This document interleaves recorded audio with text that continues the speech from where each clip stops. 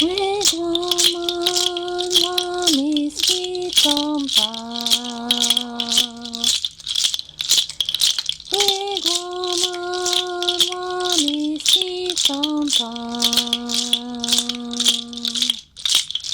Ukiyak mohik selus, ukiyak ungkas, amasira, wehaya, yoe.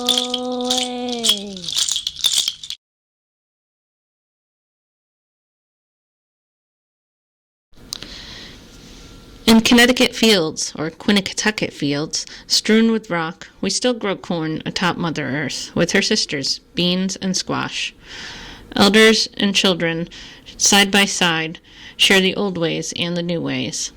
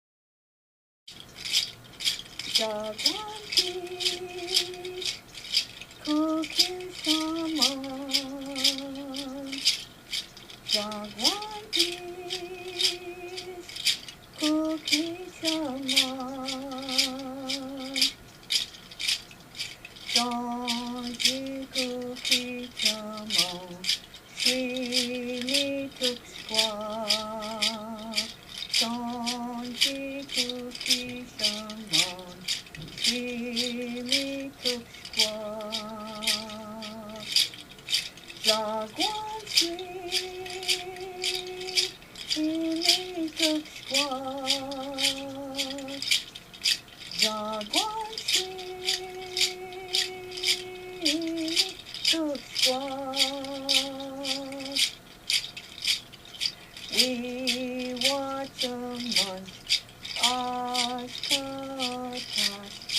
Thomas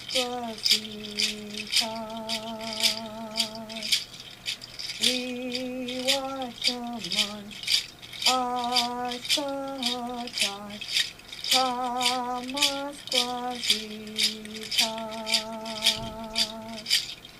Way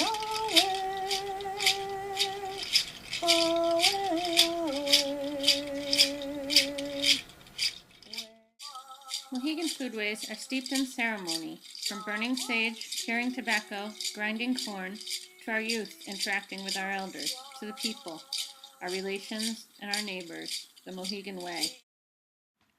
The whole process of corn from seed to yokieg, or cornmeal, has changed little over thousands of years. Corn is grown at Mohegan with its sisters, beans and squash. Corn is dried, perhaps not in the long house rafters of days gone by. Corn kernels are plucked from the cob and roasted, sometimes with ash. Roasted kernels are then ground into mortar and pestle into yokieg. To save on dental work, yokieg is usually sifted in a fine woven basket or a store-bought screen. Dry kernels, or yokieg, can be saved for years, reconstituted in soups and cereal-like porridges and Indian pudding. This ancient trail food of Turtle Island can be easily stored, carried, and shared for another tomorrow. Here corn is shared at a Mohegan intertribal social, a sort of mini powwow. It's shared here in a rich, thick corn chowder. And children, with a foot in two worlds, may hide to play with their gadgets, but the drum calls them all to round dance and play eventually. Many of us do not hunt anymore with the life-saving skills our ancestors depended upon, but some still fill the freezer with their modern bows, and our children still learn basic archery skills.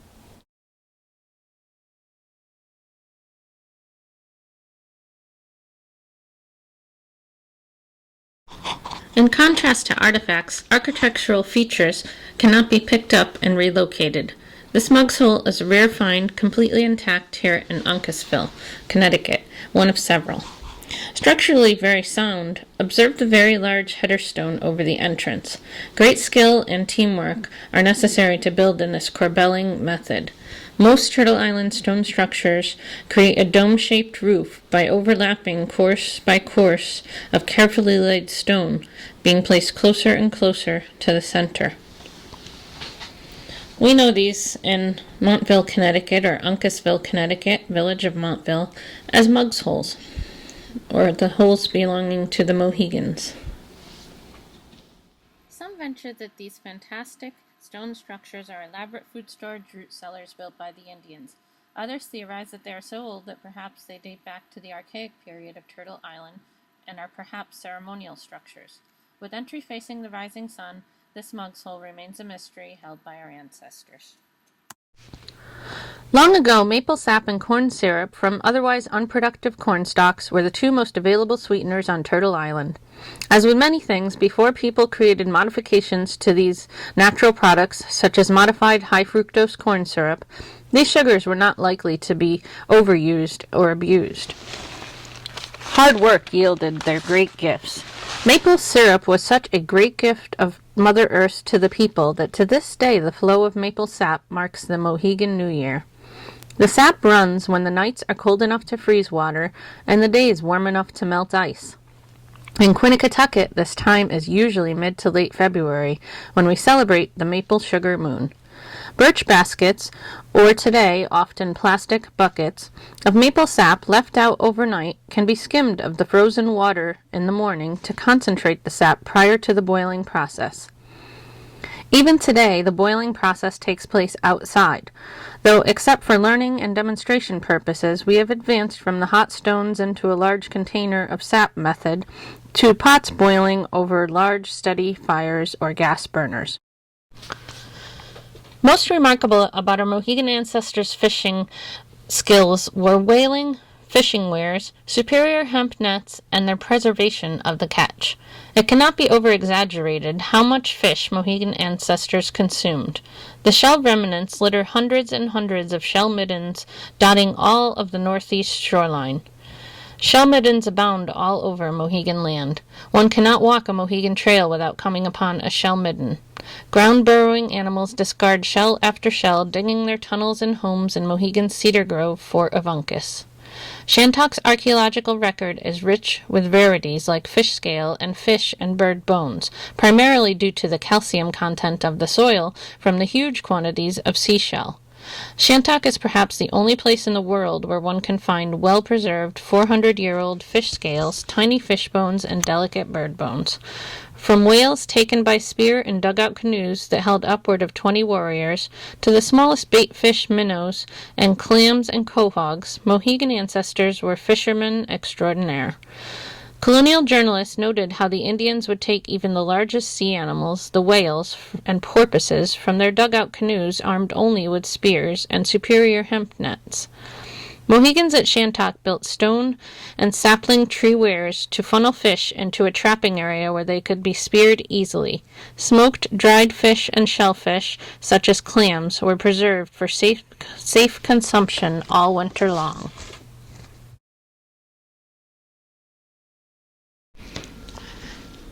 The bark baskets of our ancestors, sewn with the conifer roots of our homeland, our elders teaching our children. These material culture items are displayed yet brought to life in this little stone building on Mohegan Hill at Tantaquidgeon Museum. Ahs and oohs of wonder are often heard by new and old visitors. There is so much to see that each visit brings to light a new discovery of our foodways and of our culture. Our baskets, our mortars, our stone tools, our knives that were crooked, not straight, intentionally so, to form the curve of a spoon or the arc of a bowl. The dogwood trees speak, and the light of discovery from the baskets of the past and the chiefs of the past to the people of the future tell our stories and share our sacred symbols.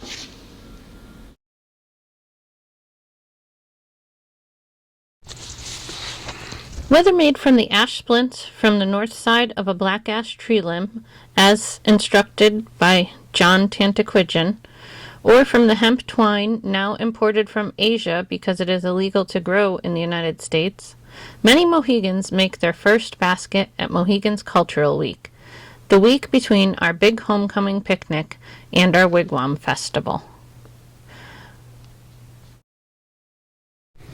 From tiny yokieg birch bark baskets and small yokieg hemp twined baskets to small melon baskets and very large melon baskets to our traditional square round Mohegan splint basket.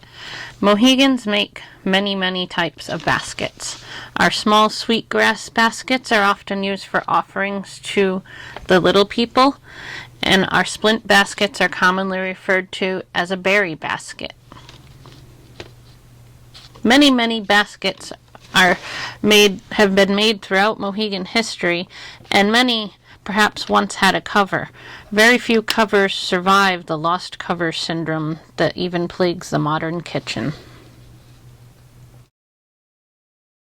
Mohegan Homecoming and Cultural Week.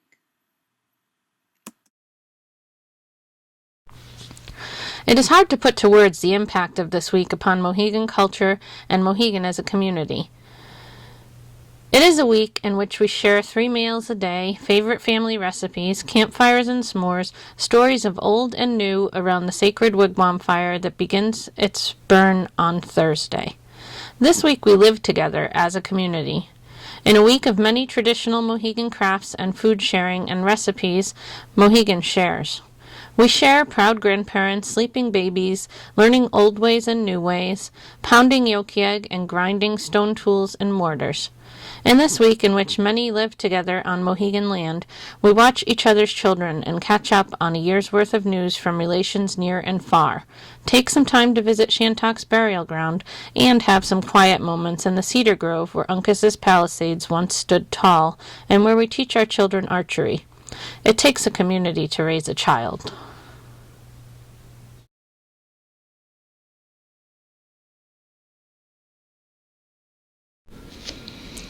The Wigwam Festival is a fanciful celebration, an ancient ceremony celebrated now with dance and food and more food. It is the green corn celebration, so it centers around our green corn and the corn that is ready to eat off the cob, when the sugar is at the highest and the starch at the lowest, before it is yet ripe to be made into yolk egg and cornmeal. But it is ripe for the eating as corn on the cob. So this celebration enters the arena under an arbor of birch saplings and cedar boughs. The celebration is all about foodways brought to life in the drum, dance, and sharing around the sacred fire that burns for all to keep the circle. Wamiskitompak.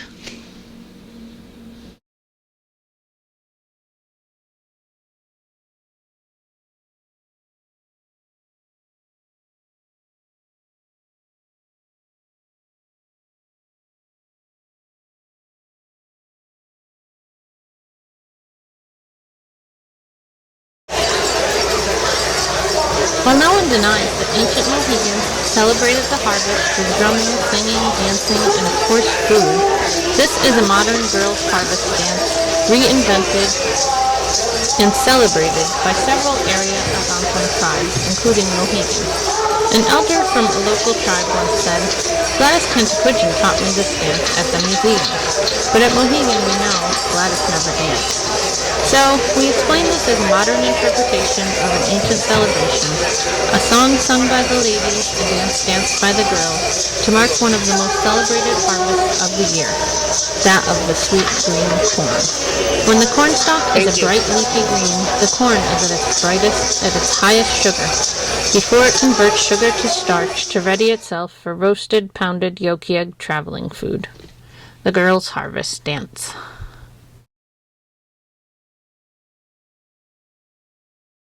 So it's October 2nd, 2012. I'm Susan Meehan, Golden Wolf from Mohegan, and this is Elaine Thomas. Elaine, do you want to introduce yourself? Okay, I'm Elaine Thomas, a Mohegan tribal member, and I work for the Mohegan tribal government, and my role there is archaeology program coordinator, and also I am the deputy tipper. And I also work for the Mohegan Tribe in the Cultural and Community Services. I'm doing this project on Mohegan foodways for my master's thesis at Goucher College, and also giving a copy to Mohegan Library and Archives. So here we are. And Shantock ware is so unique to the, I mean, you can look it up on the internet and you get Shantok ware, and it's, Yes. you know, it's here. So Yeah, it's a distinctive type of pottery that was made right here by the Mohegan people in the 17th century. And how do we know that? Because we found tons of it in the archaeological record, that there was so much of it here that was discovered that and reconstructed, Right. that we knew that it was being manufactured right here.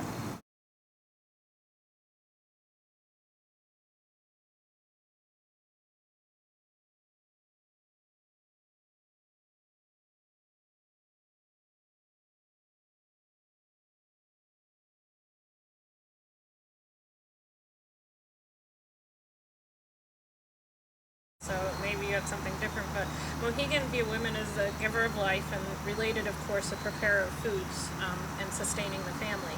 So Mohegan tradition teaches us, for example, it's a common quote that corn feeds us physically and spiritually. Gladys was noted to say that, and I'm sure that we felt that. The castellations and nodes are sometimes said to resemble the female form, or perhaps corn on the cob. What do you think? Do we want to talk about Shantok pottery? Yes. You brought a great example of one you've made. Again, all things being connected. When I look at the castellations on Shantok, I see both male and female forms. That's amazing. I've heard you say.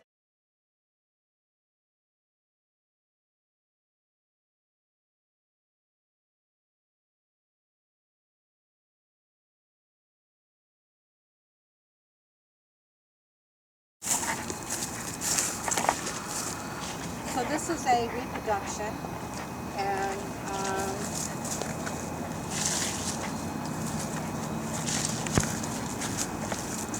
and this would be on a smaller scale of a Shantok pot. Also, usually with a Shantok ware vessel,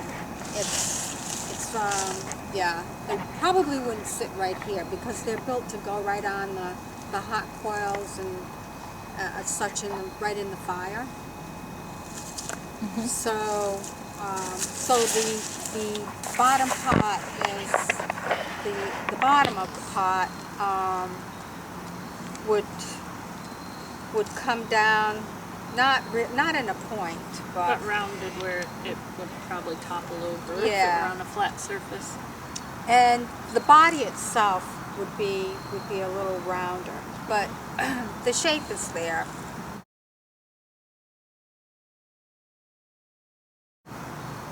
And My kids, when they see these, immediately see these and think of them as something you would pour from.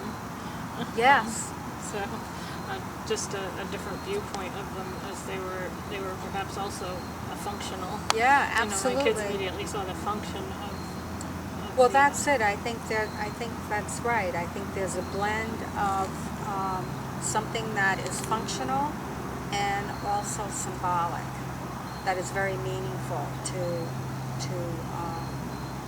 everyday life. life-giving. Absolutely. Eating. Yes.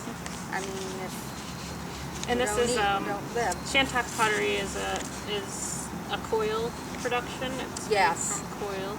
So this is all hand done, and you start off with a little pinch pot, and then coils one at a time are added to it, and it's completely it's attached, and it's completely molded into the pot, and then it's built up, slowly built up, so that you don't see evidence of where those coils are attached.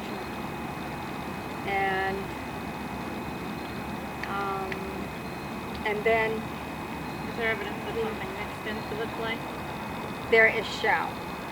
There is, we don't know for sure if it's quahog shell, but there is shell that was finely ground and added to the clay. and that was for to give it firing power in the firing process. And yeah, and our ancestors figured that out, and they knew exactly how to add that the right just the right amount, so that when it was going through the firing process, it wouldn't burst. And we've had that happen when we actually tried to do it ourselves too. And you have a piece of a Shantok pot that you found here in archaeology, and I just remember you saying something about when you placed your hand along the collar here, and your thumb fit right into that spot. Yeah. Can you describe that find? I have that in my memory from a class with you. That was what really got me going on Shantok Ware, and probably archaeology as well, to realize that it was like a bolt of lightning, where suddenly my thumb was in the imprint of my ancestor, right?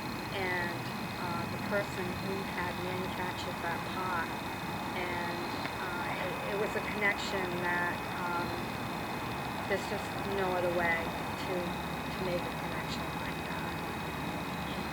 And this right here is most likely from the village of Uncas, the time of Uncas. Right. And we have some rodent living in there, and he's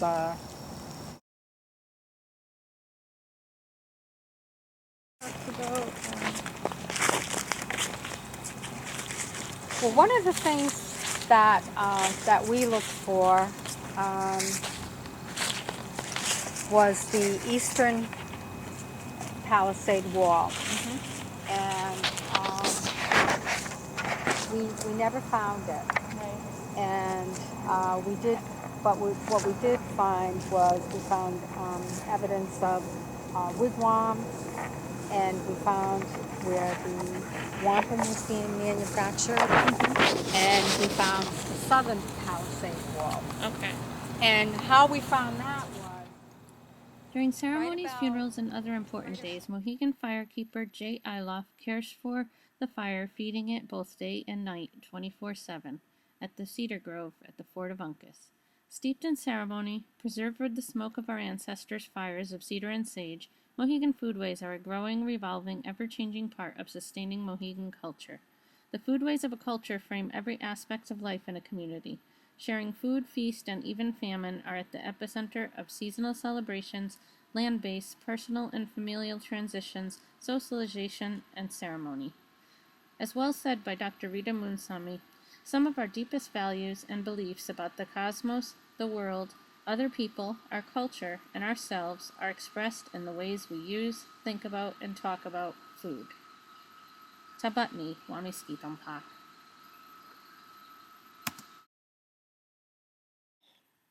Foodways at Mohegan are choreographed in the community through the interrelations of past practice, present conditions, our leaders' commitment to take care of future generations, our stories and oral history, our rolling hills homeland, written and unwritten cultural policy, and simply by the people.